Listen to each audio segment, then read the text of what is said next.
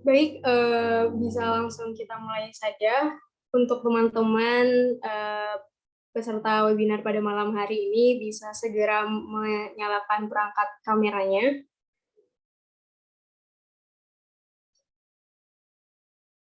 Baik, izin rekan-rekan sekalian, apakah suara saya sudah terdengar dengan jelas? Siap, Ya, sudah terdengar dengan jelas. Baik, terima kasih. Siap, sudah.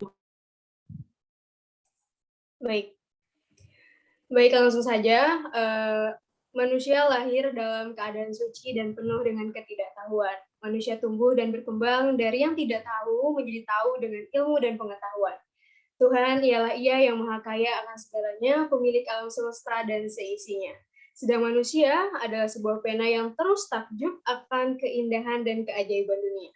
Sepanjang hidup manusia adalah seorang pembelajar. Abu Gudah mengutip dalam kisah Abu Yusuf, seorang murid dan penyebar mazhab Abu Hanifah yang terus tetap meneliti suatu masalah fikih sampai akhir hayatnya, yang kemudian dijadikan peribahasa utlubul ilma minal mahdi ilalah. Tuntutlah ilmu dari buayan hingga liang lain. Assalamualaikum warahmatullahi wabarakatuh. Waalaikumsalam warahmatullahi wabarakatuh. Selamat malam rekan-rekan sekalian. Sebelumnya yang saya hormati alumni Institut Pemerintahan Dalam Negeri dan teman-teman yang mengikuti webinar pada malam hari ini. Alhamdulillahirrahmanirrahim, pada 19 Desember 2021 kita masih diberikan limpahan taufik, hidayah, dan rahmat oleh Allah Subhanahu wa Ta'ala untuk dapat berkumpul mengikuti webinar yang diselenggarakan oleh Rohis Institut Pemerintahan Dalam Negeri yang bertajuk Prajai PDN bersama kandidat master di Pennsylvania State University, USA. Nah, untuk mengawali keberkahan kita pada webinar kali ini, marilah kita simak dengan seksama pembacaan ayat suci Al-Quran yang akan dibawakan oleh rekan kita, Madya Praja Putri Roslia. Kepada Madya Praja Putri Roslia, kami persilakan. Assalamualaikum warahmatullahi wabarakatuh. Saya akan membacakan Al-Quran surah Al-Alaq, surah ke-96, dari ayat 1 sampai ayat 5. A'udzu billahi minasy syaithanir rajim.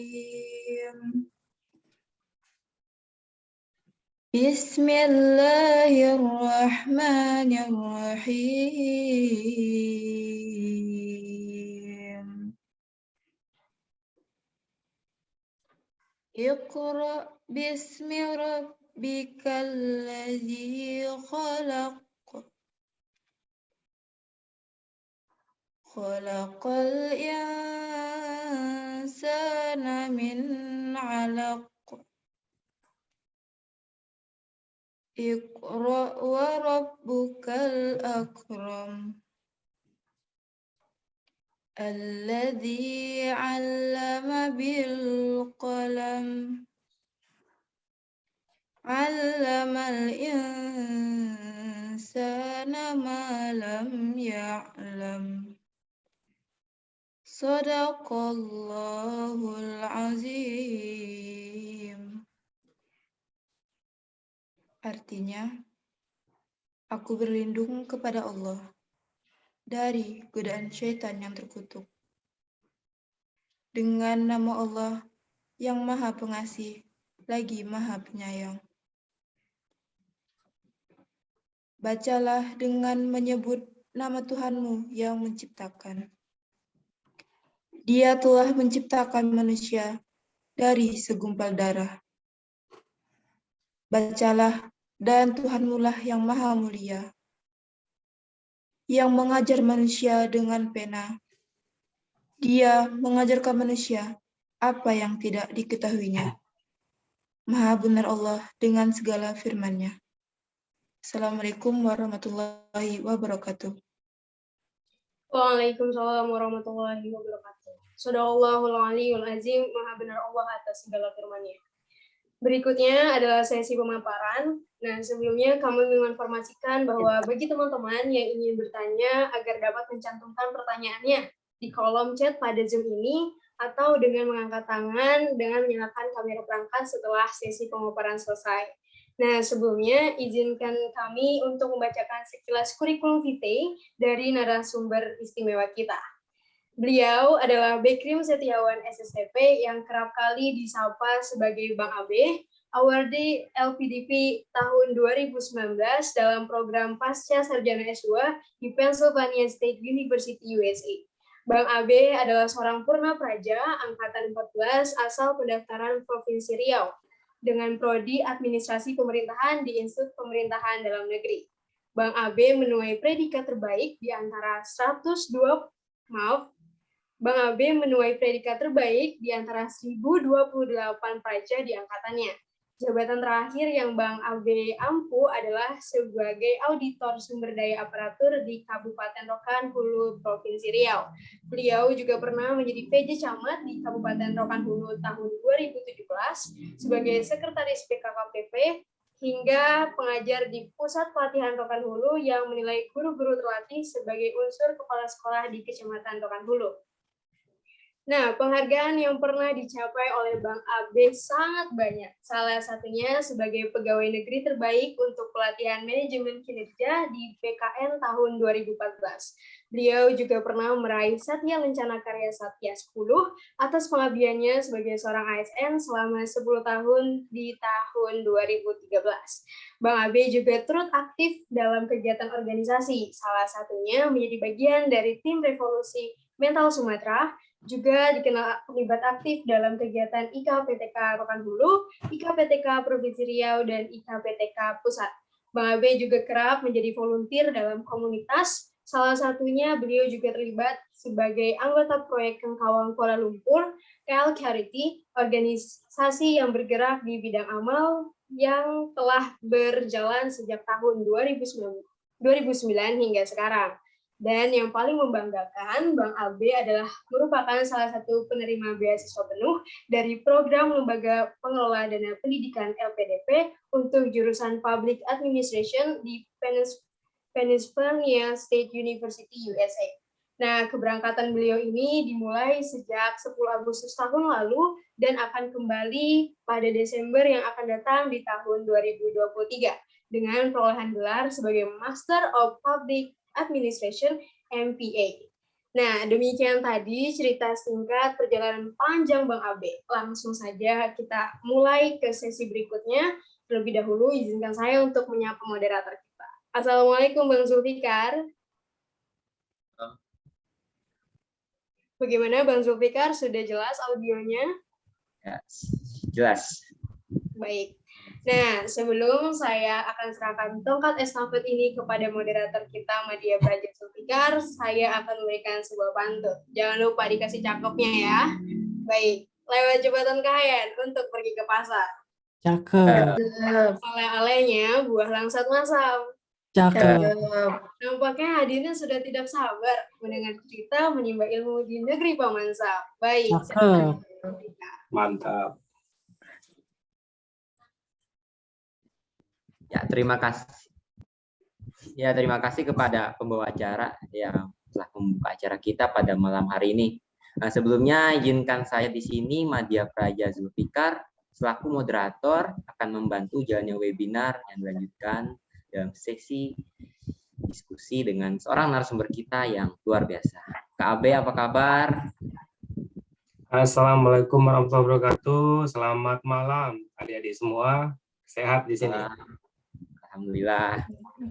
Suatu kehormatan juga ya bisa mendampingi Kakak Mam ini berbincang-bincang dan berdiskusi terkait pengalaman kakak menimba ilmu di Pennsylvania State University USA. Sebelumnya saya juga sudah kepoin kakak nih di akun LinkedIn ya. Sudah follow back saya. Oh, belum nih kayaknya, belum buka, nanti kita follow back. Ya Kak. Karena kami juga mengucapkan terima kasih yang sebesar-besarnya kepada senior kami KB selaku narasumber yang telah meluangkan waktunya pada malam hari ini untuk berbagi ilmu dan berdiskusi pada kesempatan webinar malam hari ini. Sebelumnya ya, dari saya sudah kepoin juga nih dari akun LinkedIn-nya KB ya. KB ini banyak sekali ya skill-skillnya, mulai dari strategic planning, human resource, professional skill, performance appraisal, interpersonal skill, dan negotiation. Ya bagus sekali ya Kak, keren banget Kak, beneran. Iya, baik. Oke, tanpa berlama-lama lagi ya Kak, langsung saja kita menuju pada pemaparan materi yang pertama. Untuk KB dipersilakan. Ya, terima kasih sebelumnya. Sebelum dimulai mungkin mau nanya dulu, bisa didengar dengan jelas suara saya? Bisa didengar Kak? Oh, baik. Pertama-tama ini mungkin suasananya jadi sakral ya, lihat adik-adik semua pakai PDH, seger-seger di hari Minggu malam ini. Saya jadi kayak flashback kembali ke beberapa puluh tahun yang lalu ketika masih kuliah di Jatinangor, dan rasanya memang enak banget nih pakai PDH. Dan saya salut sekali ya, waktu jadi praja kita pakai PDH tuh kayak 24 jam dari pagi sampai malam, luar biasa. Baik, terima kasih dulu saya ucapkan untuk panitia, fasilitator, kemudian kepada teman-teman moderator juga yang telah menghadirkan acara ini dengan baik dan luar biasa di kesempatan hari ini, di hari Minggu 19 Desember 2021 ya. Kalau untuk di Indonesia mungkin tadi dimulai pada pukul 7 malam dan di sini 7 pagi.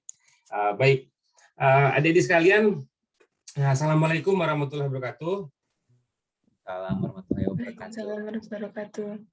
Ya, selamat malam. Waalaikumsalam warahmatullahi wabarakatuh. Baik, selamat malam adik-adik semua. Pada kesempatan hari ini saya senang sekali, dan ini merupakan kesempatan istimewa juga bagi saya akhirnya bisa berkomunikasi dengan adik-adik sekalian yang merupakan bagian dari keluarga besar alumni dan keluarga besar IPDN di kesempatan yang berbahagia hari ini. Adik-adik sekalian, kita langsung aja mungkin ya di sini.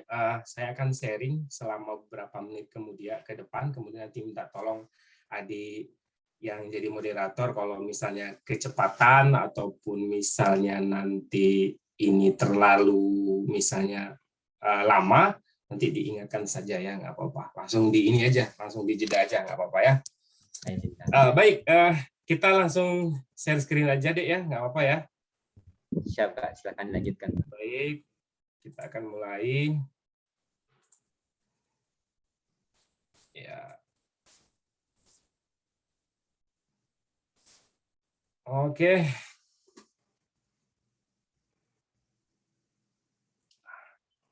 Langsung aja. Jadi di kesempatan yang berbahagia ini ada beberapa hal yang akan kita sharing seperti terlihat di screen adik-adik sekalian. Pertama adalah bagaimana memulainya.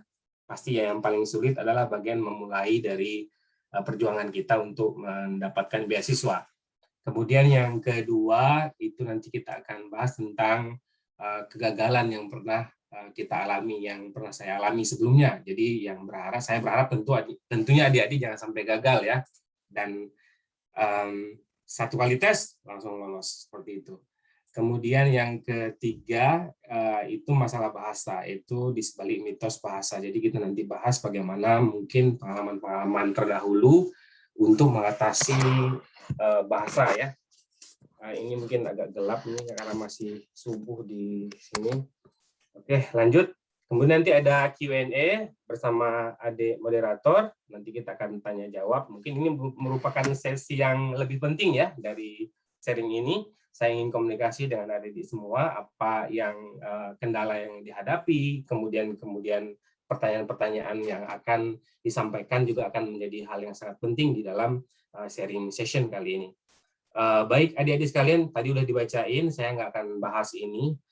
Ini foto saya sekitar 3 minggu yang lalu di depan Capitol Washington DC. Jadi ini di mana Trump berkantor. Baik, jadi ini adalah stepping point saya beberapa waktu yang lalu di tahun 2020 mendapatkan rekomendasi dari Ibu Wakil Kedutaan Besar Amerika Serikat di Jakarta untuk ini adalah surat ke kampus ya untuk mungkin memperlancar proses penerimaan di kampus-kampus di di Amerika Serikat. Nah, nanti adik-adik juga mungkin bisa di sini saya cantumkan dari Amerika. Di sini adik-adik bisa komunikasi dengan pihak Amerikanya melalui email ataupun langsung ke Pacific Place. Tetapi di beberapa kota seperti di Makassar, Malang, kemudian Surabaya, ini juga ada ya. Jadi tidak perlu ke Jakarta. Tapi mereka juga ada konsultasi online ya. Nanti kalau mungkin untuk khusus nanti yang PNS atau mungkin yang dianggap potensial akan diberikan rekomendasi oleh Kedutaan Besar Amerika Serikat seperti itu. Baik adik-adik, jadi ini fakta sebagai perbandingan bagi adik-adik sekalian sebagai motivasi lah ya dibandingkan dengan kehidupan adik-adik sekarang, betapa adik-adik itu mendapatkan privilege hidup di dunia yang modern ya. Saya lahir di pedalaman di wilayah transmigrasi. Saya juga waktu itu tidak punya kemampuan untuk membayar les dan juga nggak ada juga tempat lesnya. Kalau bicara bahasa Inggris mau les di mana gitu, walaupun seandainya saya mempunyai uang untuk membayar les gitu. Kemudian selama kuliah saya lalai. Jadi selama 4 tahun di Jatinangor, kebetulan saya 4 tahun di Jatinangor, 2 tahun di Jakarta. Jakarta itu kota besar, saya tidak memanfaatkan dan nggak pernah les sama sekali begitu. Kemudian setelah bekerja, si ibu diamanai jabatan yang luar biasa, pekerjaannya juga dari 9 to 5 bukan 9 to 5 ya, mungkin 7 to 5 setiap hari sehingga tidak ada waktu begitu. Kemudian juga IPK saya hanya 3,27. Jadi saya yakin adik-adik di sini banyak yang IPK-nya lebih dari saya pastinya ya. 3,27 ini rendah ya. Itu kelas-kelas yang mungkin yang sudah di ujung-ujung sebelah sana ya, walaupun tidak terlalu ujung. Ya, saya ada video mungkin saya izin putar.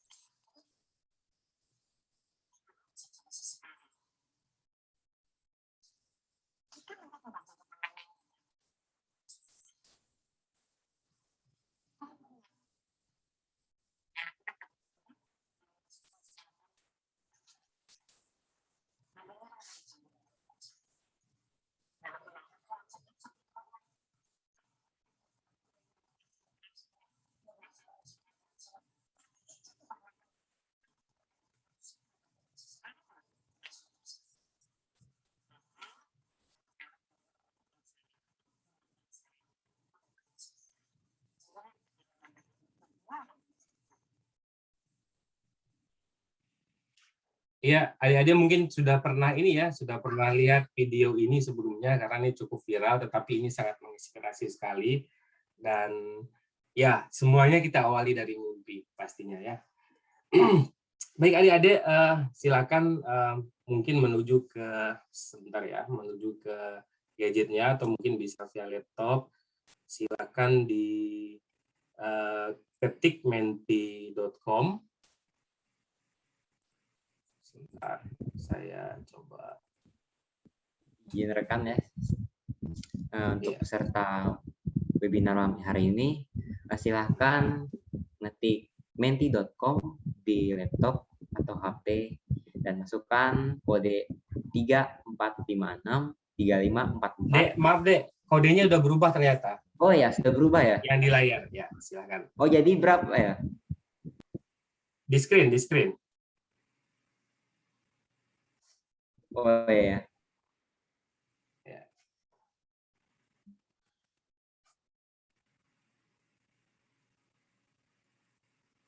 Ini kodenya ya.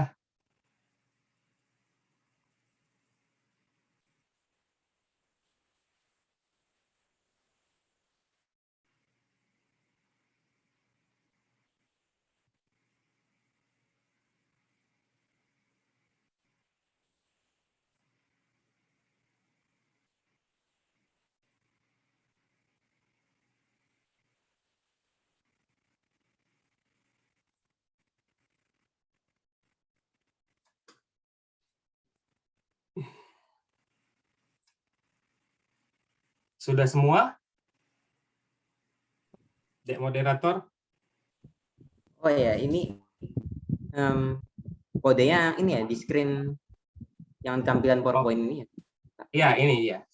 Oh, ya. Sudah berubah kodenya. 13328137. 13328137. Iya.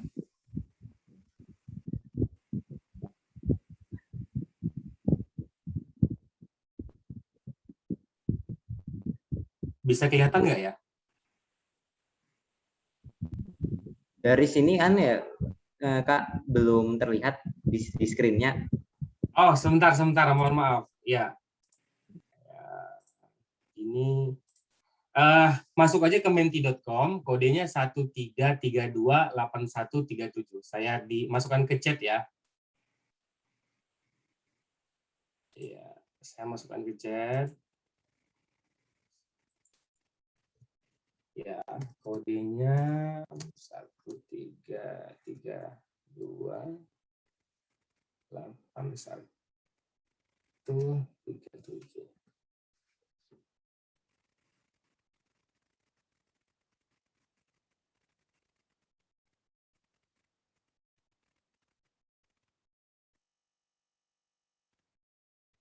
Wow, ada Arab Saudi. Ada United. Waduh, UK ini tujuan yang paling banyak, UK, Jepang, Australia, ada Jerman juga ya, mengejutkan ini. Kelihatan di layarnya, Dek? Izin, Kak, belum terlihat, Kak. Oke, kita coba share lagi. Sebentar.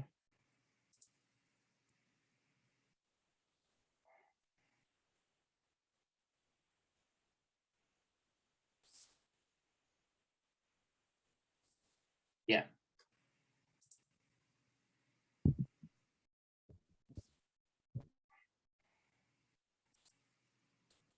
Ya, ini hasilnya yang paling banyak UK ya. Sudah kelihatan ya, adik-adik sekalian?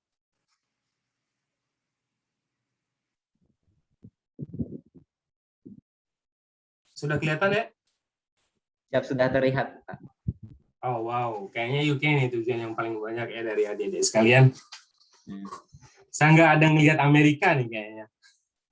Oh, ada sedikit. Oke, baik. Ya, kita baik, kita lanjut ya, Dek. Ya. Ya, baik, kita lanjut. Ternyata adik-adik sekalian lebih banyak menyukai UK ya. Tidak apa-apa, bagus, karena UK juga pendidikannya bagus ya. Kita lanjut.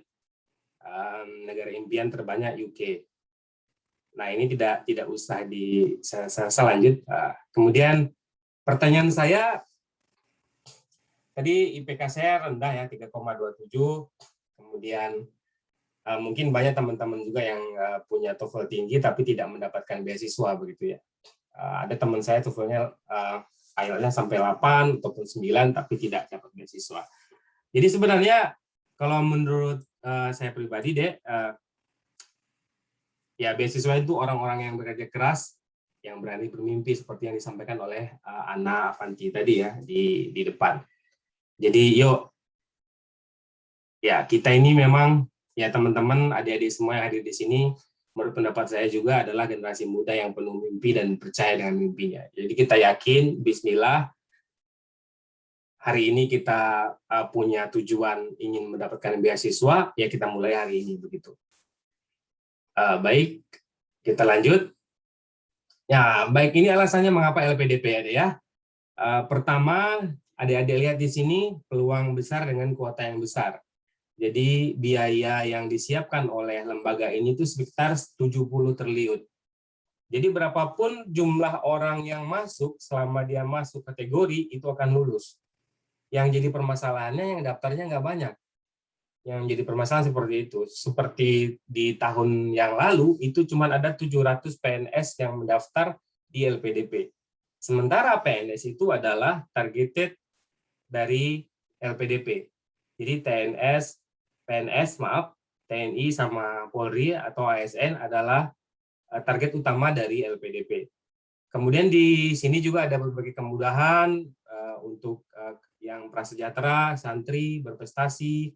Kemudian ini juga merupakan jaringan intelektual terkuat dan terbesar di Indonesia saat ini dengan alumni dan pelajar yang ada di seluruh kampus terbaik di Indonesia dan di seluruh dunia. Jadi bisa memilih tujuan negara ya, bukan hanya negara yang adik-adik tulis tadi. Mau ke Afrika bisa, mau ke Jepang bisa, dan seperti tadi ada dilihat tujuan yang paling banyak itu UK sama Australia ya. Kemudian ada BIT juga untuk adik-adik yang berada di Indonesia Timur, mungkin kalau ada, itu beasiswa Indonesia Timur ini punya syarat khusus ya. Jadi syarat-syarat setiap beasiswa ini berbeda, khusus PNS itu tidak boleh nilainya tuh rendah dari 6,5. Tapi ada kadang-kadang ada kayak boleh masuk dengan menggunakan TOEIC, mungkin udah pernah dengar. Kemudian yang di Indonesia Timur bisa pakai TOEFL biasa, pakai TOEFL ITP. Ini mungkin yang BIT ya, untuk adik-adik yang ada di NTT, yang adik-adik yang ada di Papua. Kemudian ya ini kita kembali ke tadi, mulai dari mana? Ya tentu kita mulai dengan mimpi ya. Dan sering sekali ketika kita punya cita-cita yang besar, ya kita merasa kecil. Akhirnya nggak jadi-jadi ke UK-nya begitu. Karena, aduh, saya nggak bisa bahasa Inggris, saya cuman punya TOEFL 400, saya cuman punya IPK 3, dan sebagainya. Seperti itu ya, Dek ya. Jadi kita mulai dulu dengan bermimpi dulu, bermimpilah dulu, bercita-cita, baru kita nanti dengan mimpi tersebut kita termotivasi. Ya, nah ini dia sifat dasar manusia ya, sering mengukur dirinya jauh lebih rendah dari kemampuannya. Ini terjadi, aduh ini gelap ya. Ini terjadi beberapa tahun yang lalu ketika saya diminta untuk mendaftarkan LPDP oleh teman saya. Dia bilang, kamu daftar LPDP aja. Aduh nggak mau. Kenapa nggak mau? Karena merasa nggak pede. Akhirnya ya nggak pernah daftar waktu itu, nggak mau daftar, tertunda bertahun-tahun. Gitu. Setelah dicoba ternyata lolos seperti itu ya. Jadi lolos, kemudian kita lanjut. Nah, apa yang harus kita lakukan untuk persiapan? Ini penting ya, karena persiapan ini, sekarang ini adik-adik masih muda, masih mungkin baru tamat, ataupun misalnya masih madya yang masih bintang 1 ya, masih general bintang 1, artinya masih panjang perjalanannya karena usia maksimal untuk S2 itu adalah 35 tahun. Tapi jangan ngikut saya, Dek. Lebih awal keluarnya, lebih awal berangkatnya itu lebih baik. Karena nanti begitu kita PSD-nya itu udah tamat di usia misalnya 25 ataupun 26 udah selesai S3 gitu. Jadi adik tinggal fokus ke karir gitu. Kalau saya ini udah mau pensiun nih baru berangkat nih kasusnya. Baik, ini persiapan awal yang mungkin adik-adik bisa lakukan. Pertama itu silahkan ketahui kondisi kita masing-masing. Dari nilai TPA kita berapa, mulailah membeli buku-buku TPA, kemudian tes-tes TPA mungkin sendiri secara pribadi. Tetapi ini bukan hal yang sulit, karena saya yakin adik-adik kemarin masuknya pakai SKD. Jadi nilai SKD ini berpengaruh sekali, karena ini adalah saringan yang kedua dari seleksi di LPDP. Saya yakin adik di sini akan lebih mempunyai peluang yang lebih besar daripada teman-teman yang di luar sana, karena sudah terbukti tesnya lolos di SKD ya, di CAT-BKN. Kemarin saya pakai CAT-BKN juga begitu. Nah, yang jadi permasalahannya adalah tidak banyak alumni IPDN yang masuk ke LPDP begitu ya. Aneh ini kalau menurut saya. Ketika misalnya PNS adalah target utama LPDP, kemudian nilai dari kemudian kita juga mempunyai kualifikasi yang khusus, sudah tamat SKD, tapi anomalinya terjadi ketika dari sekian ribu yang mendapatkan beasiswa LPDP, kok kita hanya beberapa orang begitu. Ini sebuah hal yang memang agak sedikit mengejutkan. Jadi kalau menurut saya adik-adik mempunyai peluang yang luar biasa di sini. Kemudian untuk TOEFL ITP ini, mulailah dengan melakukan tes secara reguler. Artinya setiap berapa bulan sekali dites. supaya kita itu bisa mengontrol kemajuan kita begitu ya. Misalnya saya kemarin mulai dari 475. Dari 475 itu kemudian sebulan kemudian saya dapat 500. 3 bulan kemudian 400. Kemudian 6 bulan berikutnya akhirnya saya dapat 537. Kemudian dan seterusnya hingga mendapatkan IELTS 7 di ujung sebelum keberangkatan begitu. Bahkan saya memang sudah tes TOEFL sebelum berangkat gitu, tapi jangan dapat beasiswa dulu baru TOEFL. Begitu ya, kira-kira. Kemudian nanti juga ada essay. Adik-adik harus menyusun essay buat daftar LPDP. Jadi bagaimana meyakinkan tim panelis supaya misalnya LPDP meloloskan adik-adik. Jadi di situ tuh harus disampaikan apa tujuannya, kemudian mengapa LPDP dan sebagainya. Nanti kita bahas satu persatu secara singkat ya. Kemudian susun target tahun melamar kapan. Sekarang adik-adik tahun Madya misalnya, tahun India, ataupun misalnya baru tamat misalnya. Berarti adik-adik harus susun target tahun melamarnya kapan. Oh, saya misalnya tamat dari IPDN itu 2 tahun, setelah PNS itu mau daftar langsung begitu ya. Jadi berarti saya harus persiapan bahasa. Berarti sekarang masih panjang banget nih. Adik-adik kesempatan nih lagi belajar gitu ya, belajar bahasa. Kemudian halukan ya. Ini mungkin istilahnya agak aneh, halukan. Saya lebih suka mengatakan ini karena mungkin lebih familiar. Halu itu penting, tapi halunya sambil kerja. Halu itu penting. Gambarkan masa depan kita masing-masing. Oh, misalnya di UK nih, waduh, saya menggambarkan diri saya, adik-adik berdiri di depan Big Ben, di foto cekrek begitu ya. Kemudian pagi hari bangun, kuliah, kemudian duduk di ruangan kelas yang di dalamnya suasananya dengan mahasiswa-mahasiswa lain, terus menikmati perjalanan dari Manchester ke Leeds, mungkin yang di UK, yang di Jepang mungkin di bawah Gunung Fuji, foto-foto dan sebagainya seperti itu ya, Dek ya. Jadi itu penting sekali karena kenapa? Otak kita akan ngikut gambaran yang kita gambarkan, yang kita tuliskan sebelumnya. Aduh, ini mohon maaf nih kameranya. Jadi otak kita itu otomatis kita tidak lupa dengan mimpi kita dan catat perkembangan yang ada. Misalnya si TOEFL itu catat, ini saya 510, waduh saya udah 510 nih dalam 3 bulan. Berarti ini bulan berikutnya saya harus sekian, seperti itu. Jadi terus seperti itu ya, catat hasil dari yang sudah kita buat. Baik, kemudian pelatihan TPA ya, di sini mungkin ada dilihat. TPA ini kalau memang tidak diasah terus, dibiarin terus, nggak bisa. Jadi adik-adik perlahan aja, misalnya dalam 1 hari, 1 halaman, 2 halaman, begitu ya. Itu penting sekali. Dan ini jangan sampai kayak saya TPA-nya setelah berapa puluh tahun setelah tamat, sehingga harus kerja keras gitu, mempersiapkan TPA-nya ya. Baik, kita lanjut. Ini mungkin bagiannya tadi agak lama yang tadi. Kita lanjut ke tes ya. Jadi baru-baru ini LPDP tesnya dilaksanakan dengan sistem daring atau online, sistem gugur. Jadi teman-teman dimanapun berada tidak perlu datang ke tempat tes. Jadi semuanya seperti ini. Jadi lewat Zoom sama lewat website LPDP. Jadi nanti ada tes yang dilaksanakan itu. Ini dia tesnya. Jadi seleksi administrasi. Ini yang kita bahas barusan adalah TOEFL ya, yang paling penting. Untuk yang PNS yang bukan beasiswa Indonesia Timur tidak boleh pakai TOEFL ITP, harus IBT atau IELTS. Jadi minimal nilainya adalah 6,5 khusus untuk PNS, tapi nggak usah takut. Kadang-kadang setiap tahun ada aturannya berbeda. Kadang-kadang misalnya bisa pakai TOEIC seperti yang saya sampaikan tadi, bisa pakai ITP misalnya seperti itu dengan skor tertentu. Jadi kalau misalnya tahun itu ada TOEIC, mungkin adik-adik boleh coba TOEIC. Saya kemarin coba pakai TOEIC dulu. Ini udah kita bahas tadi, TPA udah kita bahas.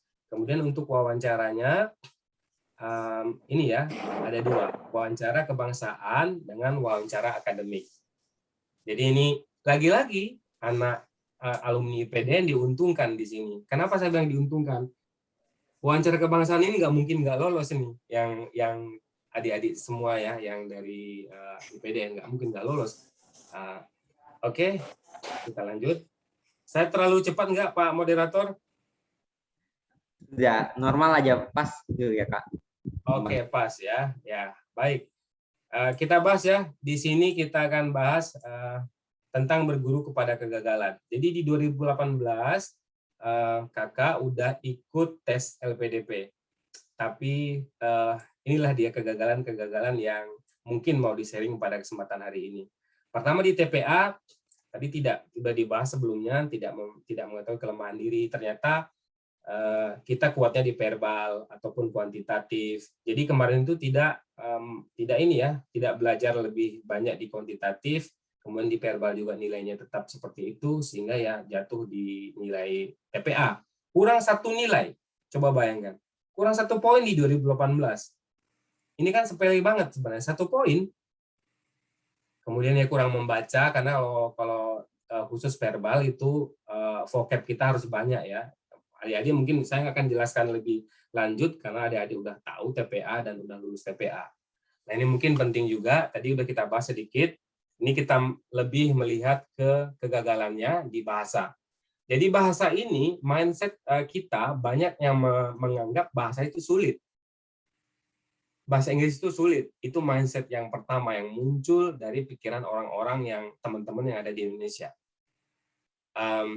Kemudian kita pas mau memulai kursus itu tidak asesmen dulu. Tidak mengetahui bagaimana di mana kelemahan kita. Misalnya begini. Misalnya saya punya nilai 450, misalnya ada panitia punya atau mungkin DEK punya nilai 450 misalnya ya. Tapi nggak tahu di mana kelemahannya. Harusnya kita tahu apakah kita lemah di aktif pasif, atau lemah di conditional, atau lemah di mungkin tenses dan sebagainya, seperti itu ya. Jadi kita harus tahu lemah kita di mana ketika kita belajar bahasa, sehingga kita bisa menutup atau menambah kelemahan kita itu dan cepat naiknya begitu ya. Dari 400 mungkin langsung jadi 500 karena kita sudah memperbaiki mana yang harusnya kita perbaiki gitu ya. Dan kemudian juga harus kita bedakan testing skill sama language skill itu berbeda. Kalau testing skill itu ditawarkan banyak oleh lembaga kursus, misalnya bagaimana mensiasati tes TOEFL, bagaimana mensiasati tes IELTS. Jadi kita belajar bagaimana menjawab pertanyaan, bukan belajar meningkatkan bahasa kita. Nah, yang banyak orang lakukan adalah ke kursus, katanya mau kursus TOEFL. Di TOEFL cuma belajar grammar dikit, terus belajar menjawab jawaban yang ada begitu ya.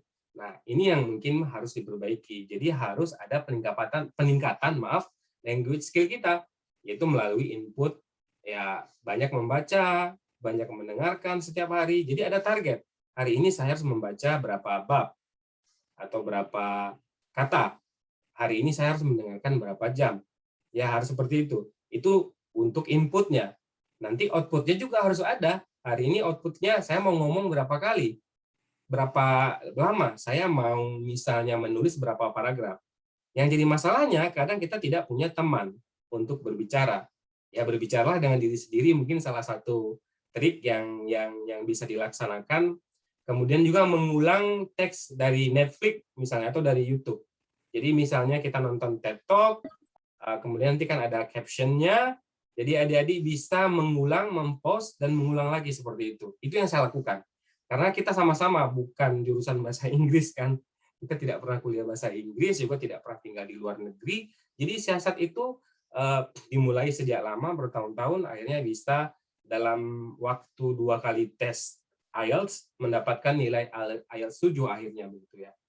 Teman-teman yang misalnya juga waktu itu tamatan kampus sebelah yang belajar bahasa Inggris ternyata nilainya lebih di bawah kita begitu ya. Karena adik-adik tidak pernah belajar bahasa Indonesia. Begitu lahir, itu langsung ke sekolah, di sekolah belajar bahasa Indonesia sedikit. Tapi adik-adik udah bisa ngomong bahasa Indonesia. Artinya, mengapa kita bisa belajar bahasa Indonesia dan bisa bahasa Indonesia tanpa belajar bahasa Indonesia? Kita di rumah pakai bahasanya. Kita dengar dari orang tuanya. Kemudian, jangan takut salah. Nah, ini nggak mau ngomong, takut salah. Gimana speakingnya mau berkembang? Jadi pas mau ngomong, ya udah, kita pas sendiri ngomong, pas sama orang nggak ngomong gitu ya. Jadi jangan takut salah. Salah itu adalah tempat yang bagus buat belajar. Jadi kalau tidak pernah salah, dari mana belajarnya seperti itu? Ini orang Indonesia kebanyakan takut salah kalau ngomong. Karena dipikirnya grammar itu penting ya. Memang penting grammar ya, tetapi bukan hal yang utama. Yang justru yang paling penting adalah banyaknya vocab yang kita miliki. Dulu waktu saya di Cilandak itu saya berlangganan dengan Jakarta Post. Jakarta Post ini saya beli Stabilo ya deh ya. Itu saya punya teman namanya Indra Wardana dari Kalsel, kami langganan. Jadi itu saya Stabilo, kata-kata yang tidak diketahui. Kalau zaman sekarang mungkin aduh itu old school banget. Teman-teman biasanya nengok online aja, nanti bisa dilihat kata-kata yang tidak tahu, nanti cek di kamus seperti itu ya. Jadi itu cara lama, tapi harus secara teratur dan setiap hari dilaksanakan. Kemudian untuk wawancara, jadi wawancara ini kesalahan utamanya itu kita tidak memahami visi dan misi sponsor. Jadi LPDP itu nyari apa sih? Atau misalnya mau nyari Australia misalnya, saya mau daftar Australia Award misalnya, atau misalnya cari Fulbright atau Aminet. Mereka ini mau apa? Jadi baca visi misinya. Oh, mereka mau mencari leader ternyata. Berarti essay kita harus leadership dong yang ditonjolkan. Dia mencari seorang yang misalnya kuat, resilience, seperti itu ya. Jadi kemudian perfeksionis pas wawancara juga bikin masalahnya luar biasa. Nanti kita jadi kayak kehilangan kontrol di tengah jalan, dan akhirnya mereka menganggap kita nggak mampu. Ini ngomong aja nggak becus. Bagaimana nanti misalnya kalau ke luar negeri seperti itu. Dan ingat, wawancaranya itu dimulai dengan bahasa Inggris, dan ada juga yang full bahasa Inggris seperti itu yang ke luar negeri. Tapi bagi yang beruntung dapat yang bahasa Inggrisnya. Cuman kita harus siap dengan full bahasa Inggris. Ingat, sekali lagi, kita ini bukan penutur asli, bukan native speaker. Jadi perfeksionis itu adalah hal yang jangan sampai kita jangan sampai kita perfeksionis pas wawancara. Bahkan kalau kakak sendiri kemarin menganggap wawancara itu seperti sebuah geladi. Jadi nanti ya gampang lah kalau nggak lulus, nanti tahun depan lagi seperti itu ya. Kemudian kalau adik-adik itu harus riset juga dengan soal-soal yang ada. Kebetulan kakak punya soalnya, nanti bisa mungkin inbox di Instagram. Nanti saya coba share Instagramnya. Nanti saya share bank soal yang ada, kemudian contoh esai dan sebagainya ya. Oke, kita lanjut. Nah, ini dia bahasa ya. Jadi bahasa kita bahas. Bahasa itu yang penting pertama immersion, atau bagaimana kita menceburkan diri ke dalam bahasa itu. Jadi kalau cuman misalnya belajar secara kontekstual, secara grammar aja nggak cukup. Bagaimana misalnya pas bangun pagi kita kitip-kitip itu nontonnya BBC. Kemudian pas misalnya kita nyetir ke tempat kerja, misalnya kita dengarnya listeningnya bahasa Inggris seperti itu ya. Kemudian bagaimana bahan bacaan kita itu adalah buku-buku bahasa Inggris. Jadi ini mungkin jadi yang penting itu the power of input ya. Jadi kalau inputnya kurang, bagaimana outputnya tidak akan ada begitu. Dan ini yang tentang bahasa ini juga, kita harus mempush diri kita dari batasan yang ada. Artinya kita harus mendorong diri kita supaya membaca lebih banyak, mendengar lebih banyak, dan menargetkan diri kita dari yang seharusnya begitu. Oke, kita lanjut. Masih bahasa, karena ini saya kira adalah masalah yang klasik ya dari teman-teman atau dari kawan-kawan kita di Indonesia. Sebenarnya orang Indonesia itu pinter-pinter, sangat pinter-pinter. Tetapi yang jadi permasalahan ketika masalah bahasa ya bukan karena tidak pinter bahasa Inggris, tidak mengasah dirinya berbahasa Inggris. Ini tadi kita udah bahas, ini udah bahas juga. Nah, ini udah bahas tadi, kemudian ya masalah ini ya, masalah kamus. Kamus ini jangan digunakan kamus Indonesia Inggris. Ini mungkin yang jadi masalah. Jadi gunakan kamus Inggris. Jadi sehingga pas itu kita bisa belajar vocab yang lebih banyak, penerapan yang benar, kemudian kita juga bisa belajar mungkin rumpun bahasa atau rumpun kata yang lebih besar ya. Kalau misalnya bahasa Inggris ke Indonesia, saya yakin itu akan jadi masalah ketika kita belajar bahasa Inggris. Baik. Nah ini, belajar bahasa Inggris sejam itu nggak akan membuat kita fasih, pasti. Nggak akan fasih kita hari ini 1 jam. Tapi kalau diulang selama 3 tahun, adik-adik kan masih madya nih, selama 3 tahun kita ulang, ini setara dengan 1000 jam. Dengan 1000 jam pelajaran. Ini mungkin lebih bagus dari yang tamat dari sastra Inggris di kampus tertentu. Nah, bagaimana kalau kita belajarnya 2 jam sehari atau 3 jam sehari selama 3 tahun? Nah, ini hasilnya pasti lebih luar biasa.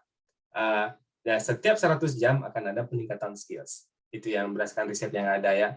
Jadi teman-teman atau adik-adik sekalian, saya rasa ayo mulailah kita persiapkan diri kita, terutama masalah bahasa ya. Karena kalau IPK itu sama sekali nggak ada kendala kalau untuk alumni PDN. Kalau misalnya TPA juga bukan masalah yang luar biasa bagi alumni PDN. Saya rasa mungkin bahasa sebagian bukan karena nggak bisa, tapi belum mempersiapkan diri saja ya. Oke. Ya ini mungkin caption ya dari seorang, mungkin udah tahu adik-adik, buku Atomic Habit yang viral ini, yang luar biasa. Tapi saya sedikit mencuri satu paragraf, satu baris dari buku dia. Dia mengatakan, setiap kali kamu menulis halaman, kamu adalah penulis. Setiap kali kamu praktek biola, kamu adalah pemusik. Dan setiap kamu mulai berolahraga, kamu adalah seorang. Ya mungkin ini untuk sama-sama kita ini aja ya. Kita lanjut. Nah ini esai. Jadi kan tadi ada esai nih. Sebelum ini esainya mungkin berlaku juga untuk esai daftar LPDP dan esai kampus. Jadi LPDP ini kalau tujuan luar negeri itu esainya bahasa Inggris, bukan bahasa Indonesia. Kemudian yang ke luar negeri untuk diterima ke sana kita juga harus buat esai.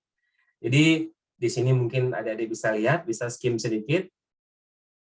Jadi esai ini adik-adik harus memulainya jauh hari. Ya, harus, ini bukan proyek Candi Prambanan ya, yang jadi 1 malam. Jadi bukan proyek candi. Jadi adik-adik angsur-angsur aja dari hari ke hari, sedikit demi sedikit. Kemudian jangan sampai ada kesalahan grammar di esainya.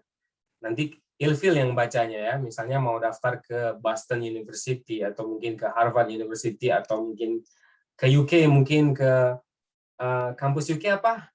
Salah satu kampus UK mungkin boleh nih teman-teman peserta yang di webinar menyampaikan mau ke kampus mana, silakan Pak Moderator. Kalau di UK itu sendiri ada yang kampus di Birmingham itu ya, Kak? Oh, Birmingham University ya? Ya, Birmingham University. Oke. Ya, sebelum dilanjutin ya mungkin saya ingin tahu satu-satu lah ya. Saya ingin dengar karena mungkin peserta webinar juga nggak banyak. Saya ingin dengar dulu satu-satu kampus tujuannya kemana. Silakan mungkin Pak Moderator dibantu. Silakan bagi rekan-rekan sekalian yang peserta agar bisa share, siapa tahu ada kampus yang ingin dituju supaya bisa didiskusikan bersama.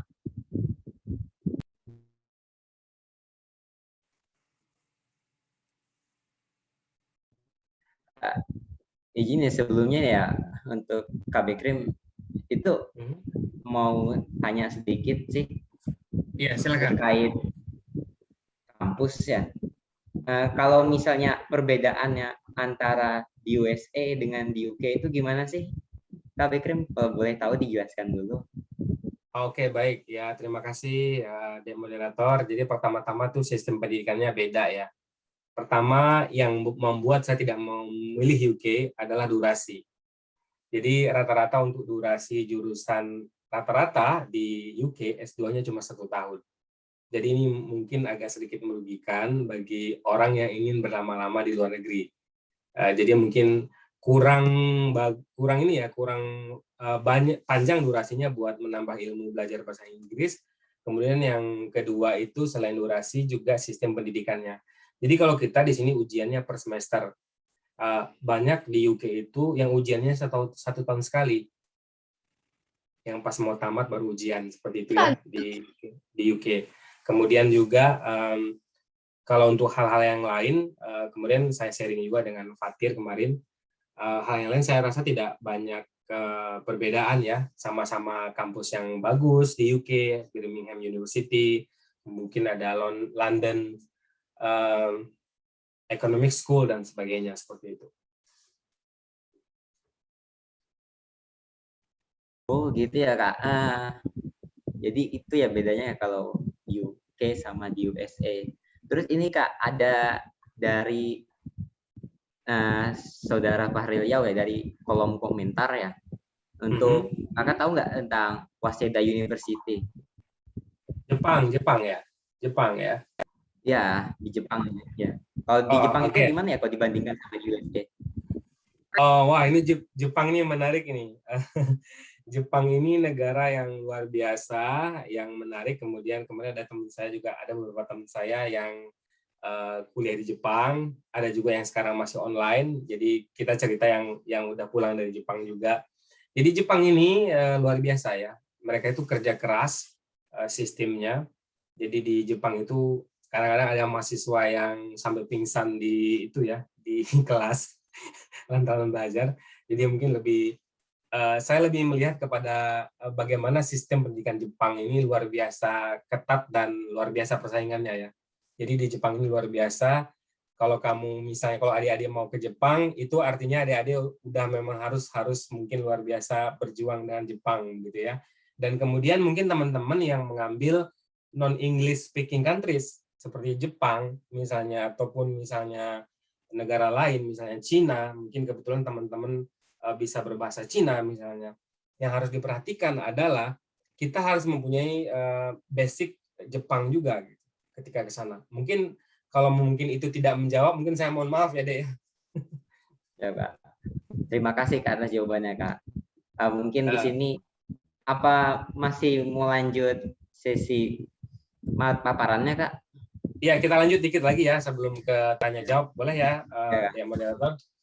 Jadi ini mungkin sudah kita bahas barusan. Kemudian, oke, sebelum kita melangkah ke slide berikutnya, Dek, saya ingin menekankan tentang kegiatan sosial.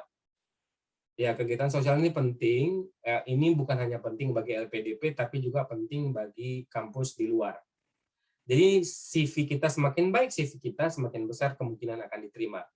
Saya pernah diterima di sebuah kampus ternama di Amerika Serikat beberapa masa yang lalu, tapi mungkin tidak saya share di sini. Dan juga mungkin nggak percaya juga diterima oleh kampus tersebut waktu itu. Cukup mengejutkan.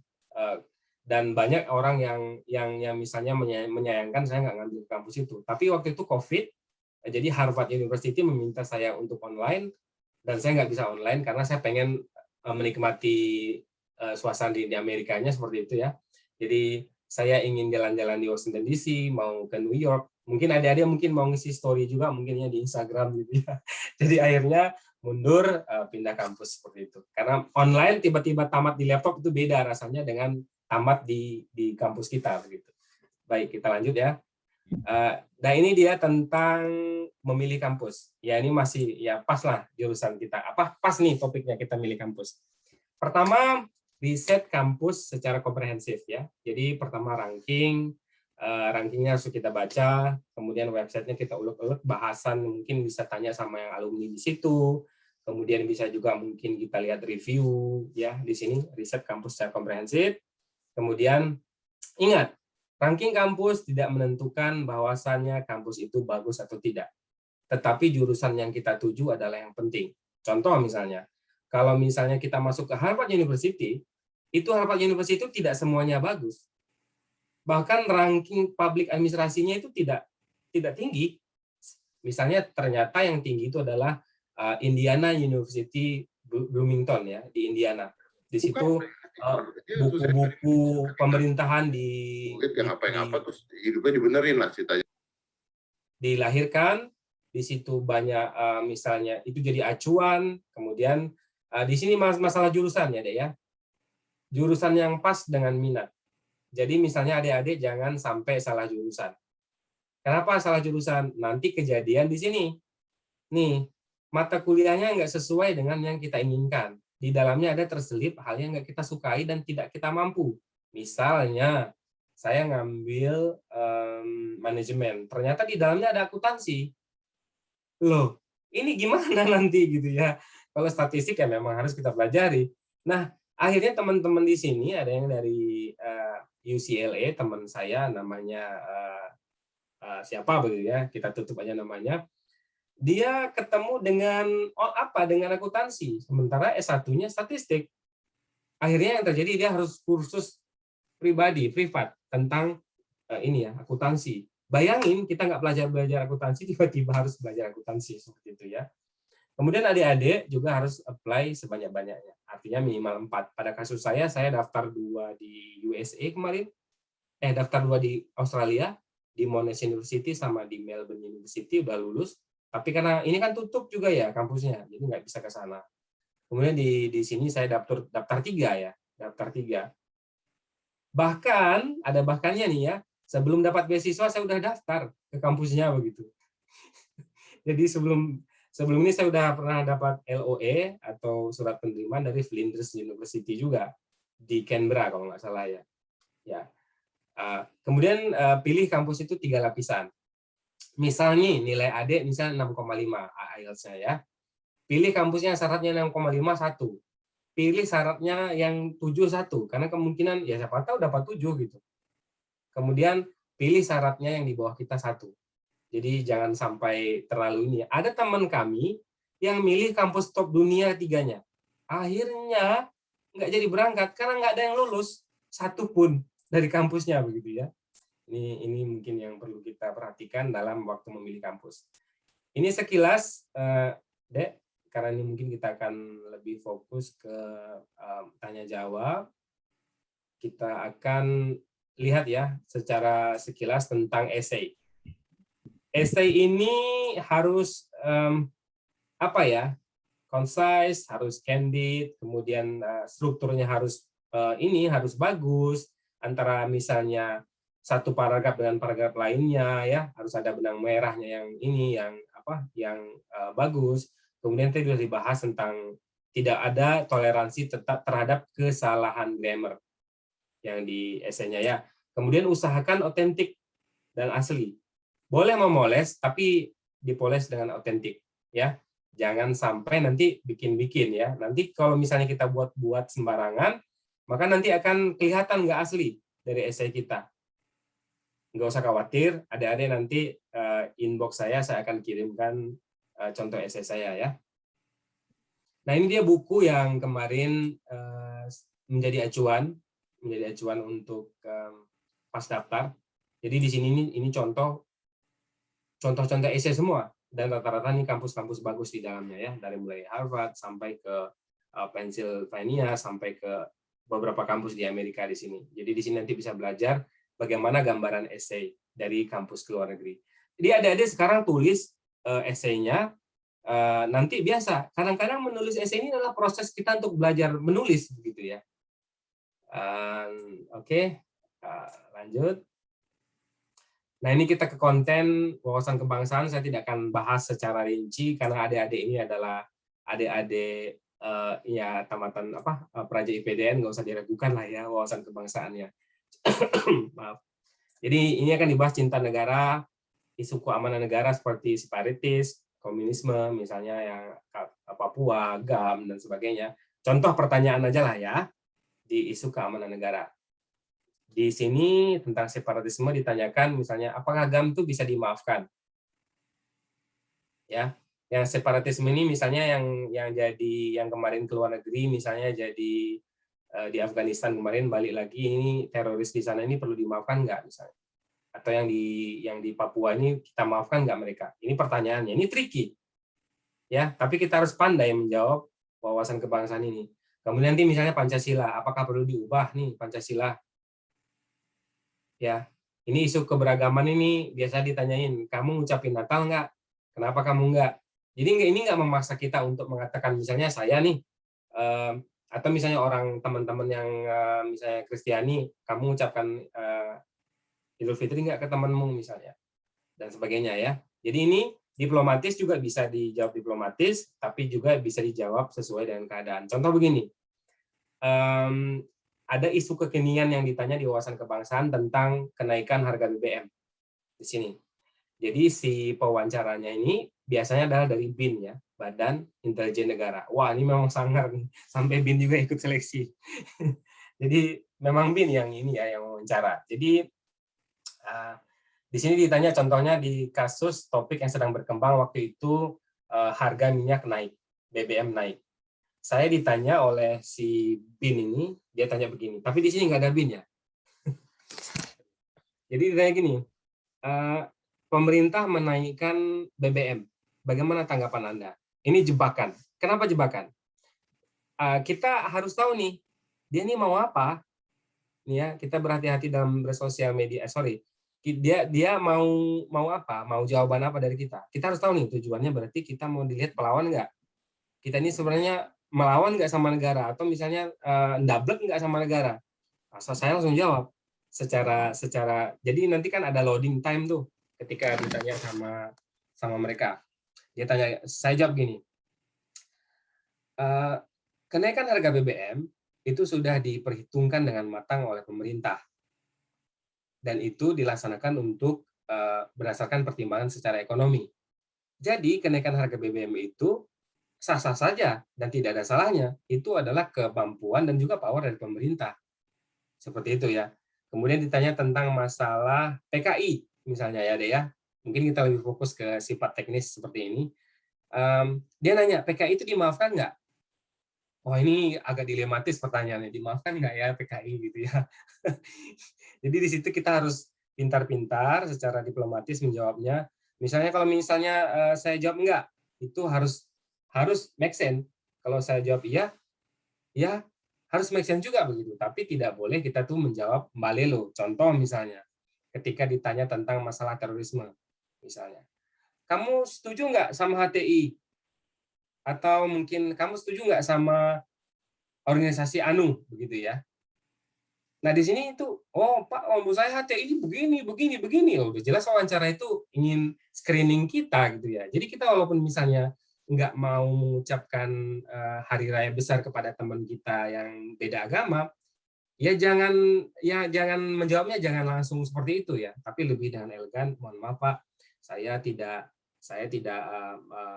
cinta negara, saya tidak membeda-bedakan agama, tapi memang berdasarkan ajaran agama saya tidak boleh melakukan itu, tetapi saya tetap berkomunikasi dan silaturahmi sebagaimana biasanya. Jadi itu tidak merubah silaturahmi kami. Begitu deh ya.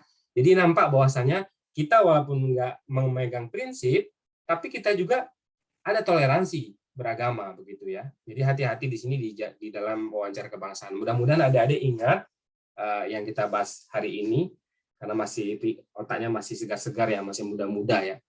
Ini adik-adik ini seusia ponakan saya kayaknya. Oke. Ini poin yang terakhir di wawasan kebangsaan ini adalah berhati-hati dalam bersosial media. Jadi kalau zaman sekarang apa yang kita tulis kadang kita lupa menghapusnya, dan kadang tidak dihapus, dan kadang tidak bisa dihapus. Ya, ingat, seorang investigator di masa milenium seperti ini, di tahun 2020 ini, akan menggunakan Google seperti yang dilakukan oleh adik moderator. Dia meng-Google saya, masuk ke profil LinkedIn saya. Bagaimana kalau misalnya di sosial media ataupun di website ataupun di Twitter adik-adik ngomong sembarangan, lupa menghapusnya 10 tahun yang lalu, seperti itu ya. Jadi biasakan dari hari ini jangan sembarangan. Misalnya walaupun saya mendukung sesuatu hal, ya cukup dalam hati aja lah gitu ya. Kemudian nanti misalnya ada kebijakan negara, nggak usah lah di Facebook itu kita bilang apa ini begini presiden, pemerintah dan sebagainya. Jangan seperti itu. Jadi selamatkan jarimu untuk masa depanmu. Baik, lanjut. Ya, ini mungkin selesai terakhir menjelang Q&A. Tapi masih bisa nih, masih ada waktu nih Pak Moderator. Ini Kak, menyampaikan untuk waktunya ini tersisa 6 menit lagi sebelum Q&A. Baru sesi Q&A. Oh baik, saya speed up aja ya. Baik, terima kasih ya Moderator.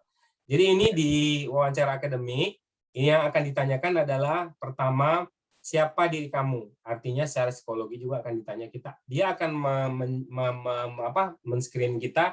Kita ini sebenarnya punya daya ini enggak? Daya tahan dan kemampuan yang kuat enggak? Kemudian kita ini punya tujuan apa? Kemudian kita punya pengetahuan enggak tentang kampus tujuan? Kemudian kita ini pemimpin enggak sih? Ya, kita ini sebenarnya calon leader apa enggak gitu. Ya, ini yang penting kalau di sini, mungkin saya singkat aja. Kalau di wawancara akademik yang penting ini adalah percaya diri kita, kemudian kontak mata, kemudian ini mungkin klasik ya. Kemudian yang paling penting itu adalah latihan ya, latihan.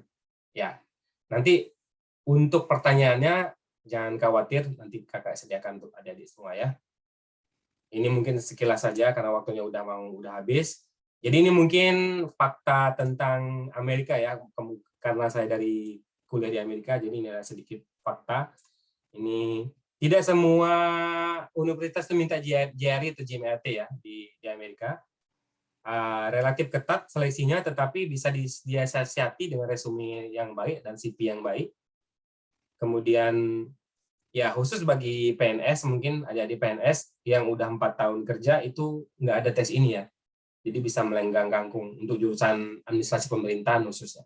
Kemudian nanti bisa magang di Amerika selama 3 tahun. Bagi yang STEM, bagi non-STEM 1 tahun. Ya, ini terakhir ya, sebelum Q&A. Mungkin saya ingin menyampaikan ini mungkin sedikit. Kalau saya boleh mengulang waktu, saya akan lakukan ini. Saya akan belajar bahasa Inggris dengan intensif dan kursus kalau perlu. Kemudian saya akan mengembangkan kemampuan dan pengetahuan dan berbagai skill. Saya akan lebih awal berangkatnya ke luar negeri biar supaya S2 dan S3-nya sekaligus mudah udah S3. Dan akan mencoba berbagai beasiswa supaya dapat pengalaman untuk beasiswa berikutnya. Oke gitu, kira-kira. Terima kasih adik-adik sekalian. Sampai di situ dulu. Baik.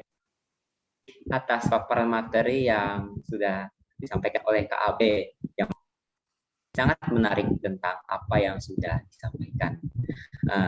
Setelah menyelesaikan sesi paparan, kini tibalah saatnya bagi kita untuk melaksanakan sesi foto bersama. Sebelum berpindah sesi, belum afdol pribadi tidak memulainya dengan pantun terlebih dahulu. Kan saya membacakan pantun. Ikutin ya, para peserta. Dari Kapuas ke Seruyan, singgah sebentar di Sungai Barito. Setelah usai sesi paparan, mari. Ya, silahkan panitia. Baik, sangat epic sekali pantun dari Bang Zulfikar tadi ya. Nih, satu kutipan yang saya kutip dari presentasi yang disampaikan oleh Bang Abe tadi, tidak ada yang instan. And the beginnings are always rocky. Kita harus mulai dengan halu dulu untuk bisa mencapai mimpi yang besar dengan gerakan yang lebih besar pula tentunya. Tentunya banyak banget cerita dan pengalaman dari Bang Abe ini yang sangat menarik dan begitu mengesankan. Ini bisa kita jadikan pecutan untuk makin semangat mencari dan menerapkan ilmunya. Semoga sharing session ini bisa bermanfaat untuk kita semua. Amin ya rabbal alamin. Namun ada baiknya jika kita sama-sama untuk membuat memori kebersamaan ini dalam sebuah dokumentasi terlebih dahulu. Baik, dipersilakan untuk para peserta untuk mengaktifkan kameranya. Mohon izin senior, mohon izin rekan-rekan. Kita mau coba buat dokumentasi dulu. Bisa dinyalakan kameranya. Baik. Saya pandu dalam hitungan ketiga ya. Baik, 3, 2, 1. Kuncis.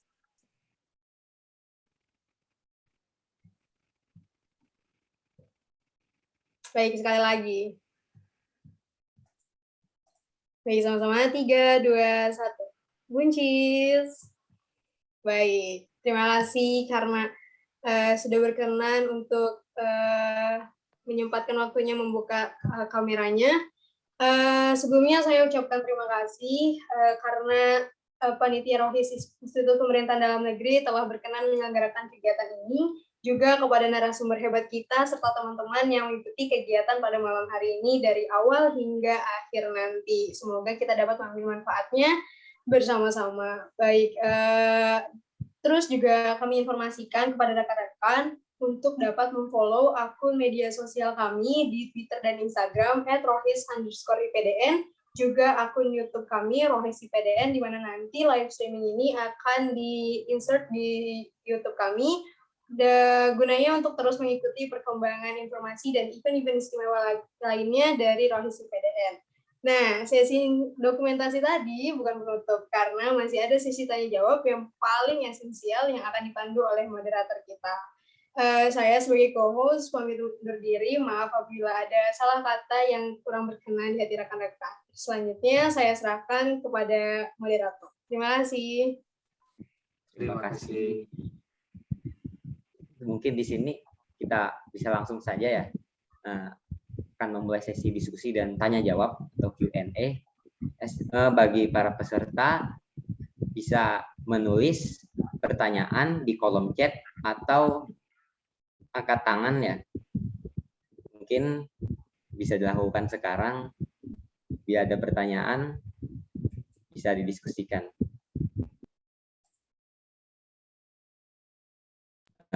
Ya mungkin untuk pendahuluan dulu ya di sini. Saya ingin bertanya terlebih dahulu nih untuk Kak Bikrim. Terlebih dahulu penasaran sih dari tadi ya. Terkait yang di slide tadi itu Kak, ada kan surat rekomendasi itu yang Kakak dapatkan USA. Itu gimana ya Kak alurnya bisa mendapatkan rekomendasi seperti itu Kak? Kalau boleh tahu, tolong diberitahu Kak. Oh, baik, terima kasih Dek Zulfikar pertanyaannya terkait rekomendasi ya. Jadi pertama rekomendasi itu saya dapatkan karena saya konsultasi dengan Amerika seperti yang dibahas tadi. Jadi Amerika ini ada di berbagai kota, tapi juga bisa di konsultasi online. Jadi silakan masuk ke websitenya ataupun ke sosial media Amerika. Nanti ada email di situ, silakan email ke situ. Dan kemungkinan adik-adik akan mendapatkan rekomendasi yang seperti itu juga, karena adik-adik PNS ya. Jadi mereka itu sangat senang kalau ada PNS yang mau ke Amerika. Jadi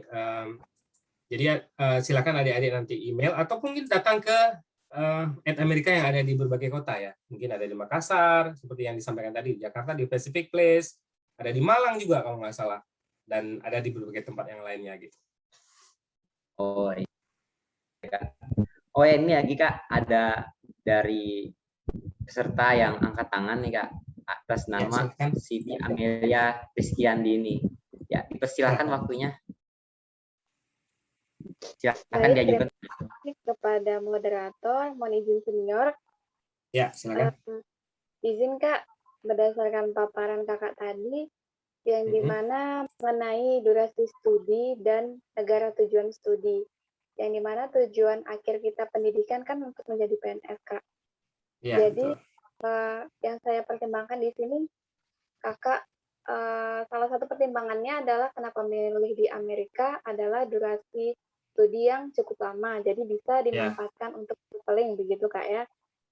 Lalu pertanyaan saya Kak, apakah pengaruh terhadap karir kita, kan sementara kita adalah PNS. Nah kalau kita, maksudnya saya itu, kalau waktu studi kita itu terlalu lama, bagaimana dengan karir kita sebagai PNS tadi yang kita tinggalkan? Lalu Kak, yang kedua, apa sebenarnya benefit yang secara langsung kita dapatkan setelah kita menuntut S2 di luar negeri sepulangnya ke Indonesia, begitu Pak? Apakah ada perbedaan penempatan begitu atau keistimewaan yang lain yang kita dapatkan secara langsung apabila mendapat gelar S2 luar negeri gitu Kak? Izin Kak, terima kasih Kak. Baik, terima kasih. Dek moderator ini langsung dijawab atau bagaimana? Enggak, bisa langsung dijawab Kak, izin Kak. Baik, Dek Siti tadi ya, kalau nggak salah ya. Siap Kak. Baik, terima kasih. Pertanyaannya bagus sekali, Dek Siti Amelia Rizkyandini. Saya suka namanya panjang. Dari mana, Dek? Izin Kak, dari Provinsi Kalimantan Utara, pangkat Wasana Praja Kak. Oh, luar biasa. Aduh, Kalimantan Utara ya. Ini standar deh. Kalau di kampus kan kalau ditanya dari mana begitu ya. Saya masih seperti itu sampai sekarang. Baik, pertanyaan pertama itu masalah karir ya. Jadi betul ya. Jadi ini sifatnya adalah option atau opsi. Jadi kalau misalnya adik pengen 1 tahun, pengen lebih cepat pulang, itu nggak ada masalah, ya kan? Misalnya ambil ke UK, saya mau cepat pulang aja, soalnya saya ingin berkarir. Karena kita sudah, PNS kan karir ya. Itu tepat sekali, tetapi dengan satu syarat, apakah kita mampu menyesuaikan diri secara cepat? Karena 6 bulan pertama itu adalah waktu penyesuaian. Berarti kita cuma punya waktu 6 bulan kemudian untuk intensif secara kuliah dengan sebenar-benarnya kuliah begitu. Itu yang pertama. Jadi yang concern adik benar, tetapi ada sisi lain yang harus kita perhatikan. Seperti kakak landing misalnya 6 bulan yang lalu. Semester pertama itu luar biasa gitu. Beginnings are always rocky begitu. Jadi pertama itu memang berat. Walaupun misalnya kita punya bahasa Inggris yang lumayan bagus, misalnya IELTS-nya 7 misalnya, tetapi penyesuaian sistem Indonesia itu berbeda dengan yang dipakai di negara yang mungkin UK ataupun Amerika. Mulai dari misalnya kita harus membaca bacaan yang banyak sebelum kuliah. Misalnya besok pagi kita kuliah tentang public finance. Malam ini kita harus menghabiskan 1 bab buku. Itu belum selesai. Ada lagi nanti harus 4 jurnal yang harus kita baca gitu. Jadi itu kembali ke adik sendiri, apakah adik ingin cepat pulang atau tidak, atau apakah adik ingin misalnya adik mampu misalnya, silakan lanjut, nggak ada masalah gitu. Jadi option. Kemudian yang kedua masalah benefit. Ini mungkin jawabannya lebih personal ya, Dek Sitia, berdasar pengalaman kakak di sini. Pertama, benefit pertama adalah yang jelas itu adalah kita bisa memperluas jaringan kita dengan berbagai orang yang ada di kelas kita, di kampus kita. Itu yang pasti benefitnya yang pertama. Yang kedua, kita punya kesempatan akses yang lebih luas terhadap dunia pendidikan. Karena kita bisa mengakses seluruh jurnal, seluruh buku itu lewat laptop kita. Itu mungkin susah terjadi di Indonesia. Karena di Indonesia ini kita susah cari jurnal, cari buku susah begitu ya. Yang ketiga sih pengalaman.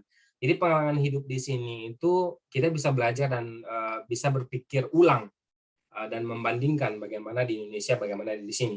Bagaimana orang di sini maju misalnya. Itu kan bukan bagian kurikulum, tapi kita belajar, oh ternyata orang Amerika ini kerja keras. Atau ternyata orang Jepang ini kerja keras. Oh, orang Inggris ini ternyata pintarnya karena begini misalnya. Oh, kritis dan sebagainya. Seperti itu ya, Dek ya. Mungkin Pak Moderator seperti itu, Dek. Apakah ada tanggapan berikutnya? Silakan. Ya, ini izinkan ada lagi pertanyaan dari peserta atas nama Fahril Yau. Ya mungkin bisa dipersilahkan untuk Fahril Yau. Silakan mengajukan pertanyaannya.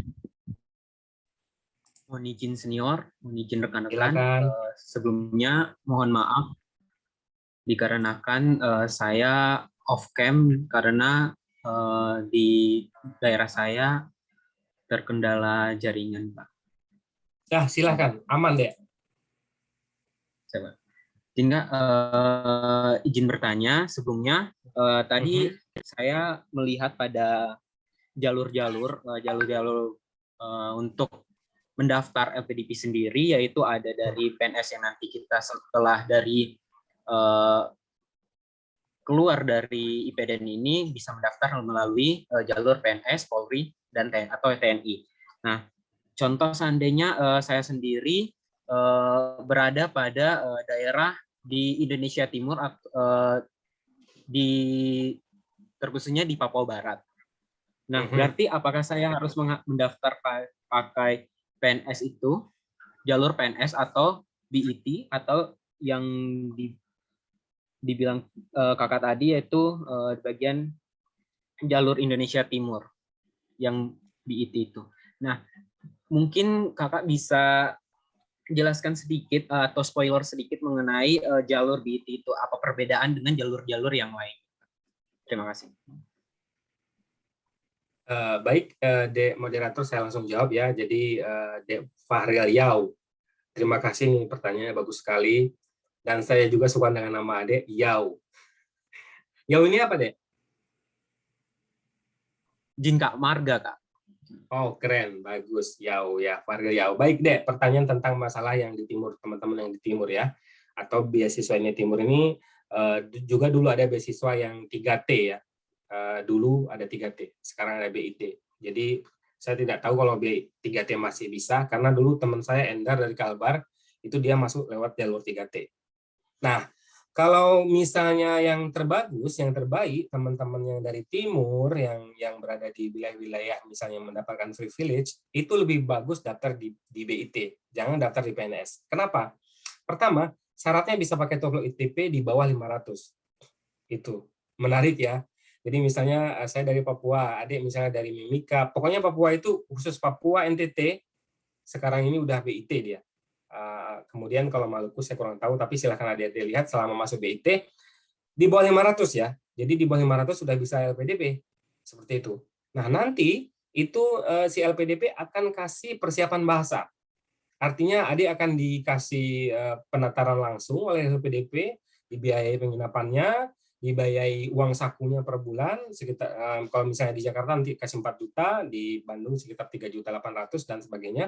Itu dipilih kampus-kampus utama, ada di Makassar juga ada kalau nggak salah, tapi nggak bisa milih ya, nggak bisa milih. Jadi misalnya ada di Bandung, di UPI, nanti di pusat bahasa itu kita di ITB juga ada, dan sayangnya kalau ngambil targeted atau pihak PNS nggak bisa ya, jadi nggak ada privilege itu. Masuk ya harus ngasih syarat sesuai dengan yang diminta. Nah, dan nggak ada juga persiapan bahasa. Jadi lebih menguntungkan lewat BIT. Demikian, Dek Faril Yau. Mungkin sekian dari jawaban dari KAB ya untuk pertanyaan dari saudara Faril Yau. Dan mungkin bisa berlanjut dari yang angkat tangan ini atas nama Baraka Iwana. Ya, silakan mengajukan pertanyaan. Halo, Assalamualaikum, izin Bang. Izin Waalaikumsalam. memperkenalkan diri. Nama saya Baraka Afriansa Iwana, Purna Praja Angkatan 25. Kebetulan saya lagi prepare juga nih Bang. Saya sekarang tugas di Kemendagri di Staf PU Menteri. Mantap, mantap. Ya. Sekarang juga lagi prepare buat S2 Bang. Kebetulan alhamdulillah angkatan saya ada yang diterima di Chicago Bang. Kebetulan sama-sama saya pejuang beasiswa. Wow, keren. Dia keterima di Chicago Harris. Kemarin baru dapat LOA conditional tapi Bang, karena memang kondisinya IELTS-nya dia masih kurang di writing-nya kurang 0,5 Bang. Jadi standarnya Alben score-nya kan 7. Yang saya mau tanyakan ini izin Bang, ini apakah dari LPDP itu kan sebelum masuk itu kan dikasih kesempatan untuk membayarkan kayak jaminan gitu $1.000. Itu bisa terkejar nggak Bang sampai bulan Mei atau awal-awal? Karena memang alhamdulillah kan top university ya, 10 top university. Gitu sih Bang, karena memang saya juga ditanyain sama dia, kayak saya juga agak bingung gitu. Pengen ngasih solusinya gimana gitu. Kebetulan kalau saya ya masih terkendala kalau personal saya karena saya juga kemarin daftar tapi belum sempat GRE IELTS sama GRE-nya belum nyampe skor, jadi masih ngejar target insya Allah tahun depan. Itu sih Bang yang saya ingin tanyakan. Terima kasih. Luar biasa deh ya, Dek. Sebelum saya jawab, saya tidak mau misalnya kehilangan fokus terhadap pertanyaan Adek tadi. Bisa Adek ulangi tadi, kenapa jaminan $1.000 atau bagaimana? Iya Bang, jadi dia kan kayak udah daftar nih Bang, jadi cuma dikasih kesempatan sampai bulan April untuk bayar $1.000 Bang, bayar pertamanya kayak uang bisa dibilang kayak jaminan awalnya gitu untuk masuk di Chicago Harris itu. Oke, aku tanya dulu Dek sama Adek. Sekarang nilai ratingnya berapa? Tentu harus nanya ke situ dulu. Ratingnya kebetulan kemarin dia Alben skornya 7,5 Bang. Alben skornya. Tetapi yang nilai ratingnya itu 6,5 Bang. 6,5. Oke, baik. Menarik ya. Baik, gini Dek. Pertama setiap orang itu beda ya. Beda kemampuan, beda keadaan, beda lingkungan. 6,5 itu sebenarnya itu sudah bisa kuliah, tapi mungkin nanti ada masalah pas kita nulis-nulis, mungkin ada masalah jadi ya. Jadi itu pertanyaan Dek. Cuma satu aja pertanyaannya. Iya Bang, yang saya tanyakan itu. Oke, baik. Jadi kalau memang ya gimana Dek? Iya Bang, itu yang sama LPDP-nya itu Bang, maksudnya LPDP kira-kira bisa nggak kita bisa ngejar nggak di awal tahun ini sebelum April itu dapat LPDP gitu untuk Oh, bayar gini. $1.000 itu.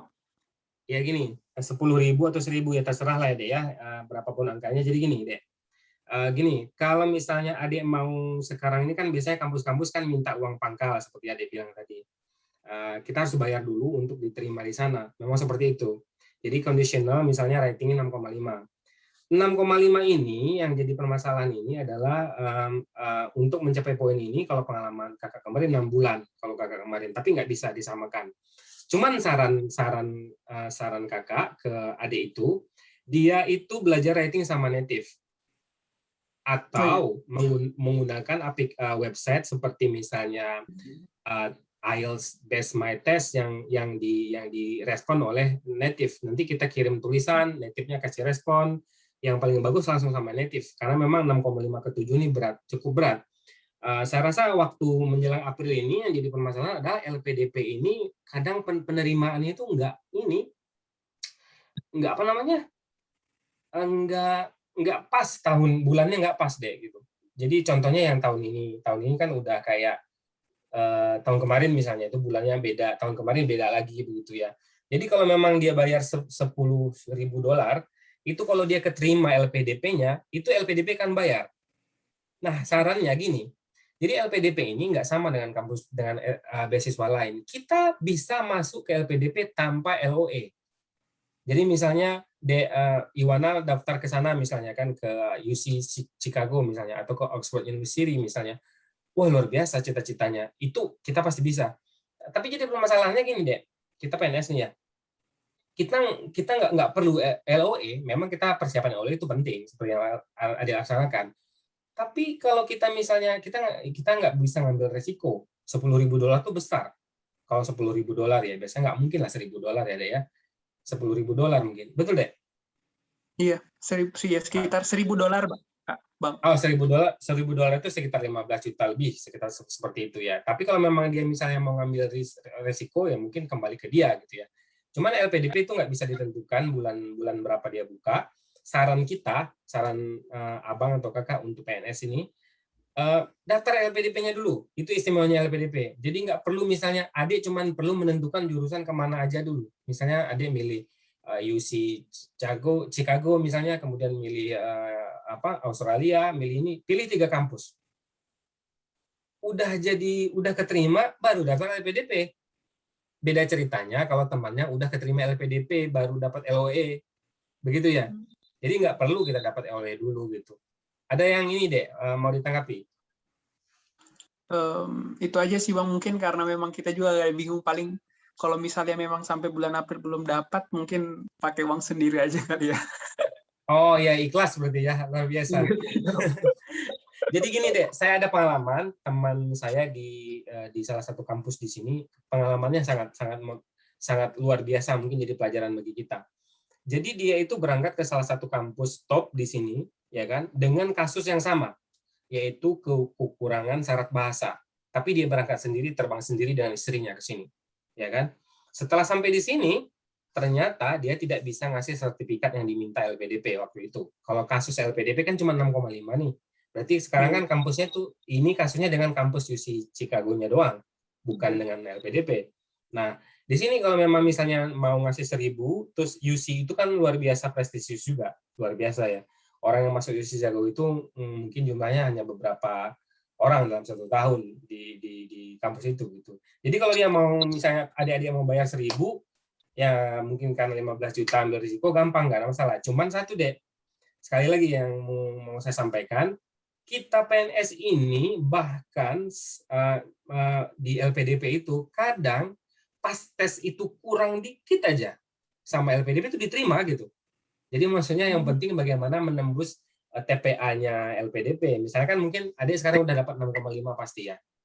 Udah dapat 6,5 misalnya di tangan misalnya, atau taruhlah 6 itu 6 bulan 6,5 gampang misalnya kan. Nah, LPDP ini kasus pengalaman dari teman-teman PNS yang lama, ini makanya mungkin tadi di awal webinar saya katakan sama adik-adik, kita ini yang alumni IPDN ini banyak ya, atau mungkin teman-teman di luar sana yang mungkin bukan IPDN juga, banyak yang apa ya, yang PNS nih rugi gitu loh. Karena LPDP nunggu mana gitu, cuma nggak ada yang daftar gitu. Karena banyak, jadi kemarin ada temen yang nilainya tuh 200 di bawah poin LPDP gitu. Karena kita setelah tes tuh kita bisa tanya nilai kita berapa. LPDP standarnya misalnya nilai wawancaranya 700, dia 500 lulus sama LPDP karena kita targeted gitu. Lagi-lagi peluang kita besar. Jadi Adik Baraka Iwana, orang Sunda bukan ya, Dek? Orang Sulawesi Tenggara, Bang Ijin. Aduh, namanya bagus kayak orang Sunda. Jadi gini deh. Jadi sekarang ini LPDP ini yang penting kita daftar dulu.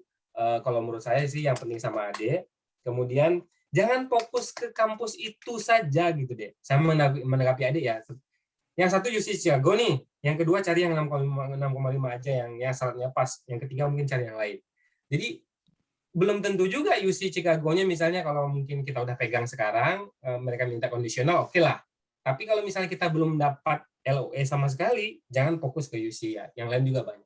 Gitu deh. Makasih Bang, makasih banyak masukannya. Mungkin nanti bisa, kalau ada kekurangan mungkin nanti bisa konsul, izin Bang. Baik, terima kasih deh Iwana. Ya, saya kembalikan ke moderator.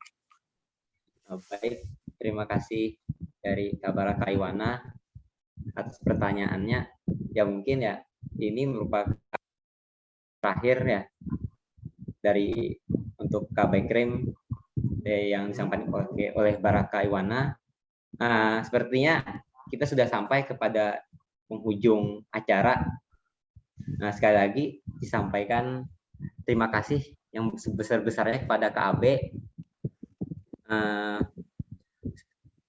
atas waktu dan yang telah diberikan pada kami untuk menyimak paparan yang telah diberikan oleh narasumber kita pada malam hari ini.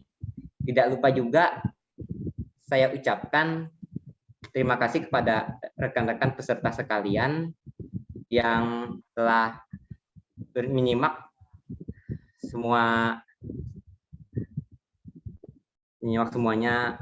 terkait paparan hari ini, berdiskusi secara interaktif sehingga bisa menghidupkan acara webinar pada malam hari ini. Amin ya robbal alamin. Di sini pertama kali tes itu adalah simulasi. Kalau lulus itu rezeki. Kedua kali tes itu pembelajaran. Kalau tidak lulus belajar lagi. Ketiga kali itu tes, coba lagi. Kalau tidak lolos, ya coba lagi. Jatuh 7 kali, bangkit 8 kali. Bhinneka Nara Eka Bakti. Jangan lupa follow Twitter kami di IPDN Rohis dan Instagram kami @rohisipdn. Juga channel YouTube kami Rohis IPDN. Di sini saya Madya Praja Zulfikar, mohon pamit undur diri dan mohon maaf apabila selama memandu acara masih terdapat banyak kesalahan dan kekurangan. Sebagaimana kata pepatah, tiada gading yang tak retak. Terakhir dari yang terakhir, izinkan saya menutup dengan sebuah pantun. Pergi ke Museum Balanga bersama Lita. Sampai di sana makan buah rambutan. Usai sudah cerita ilmu kita, semoga Allah pertemukan di lain kesempatan. Alhamdulillah. Terima kasih banyak. Wabillahi taufiq wal hidayah. Wassalamualaikum warahmatullahi wabarakatuh. Terima kasih adik-adik. Terima kasih Kak. Ya, makasih. Kak, siap, terima kasih Kak. Terima kasih banyak. Ya, terima kasih. Izin rekan-rekan, izin peserta bisa mengisi daftar kehadiran di kolom chat yang pada link yang sudah tertera. Terima kasih.